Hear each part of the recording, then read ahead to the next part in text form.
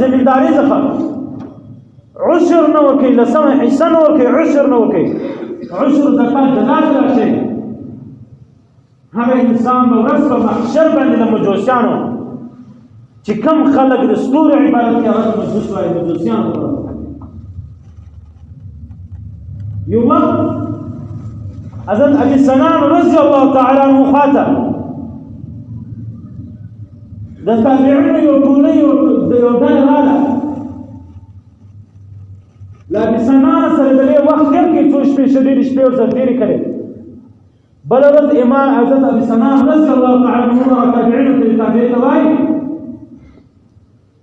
چې ته ما سره راځه د فلاني همسایه ورور مړ دی، د ورور پوښتنه ورباندې وکړو. وهغه انسان ته فاتحه دعا وکړو او هغه انسان ته به تعزیت دعا وکړو په اتفاق او صبر جمیل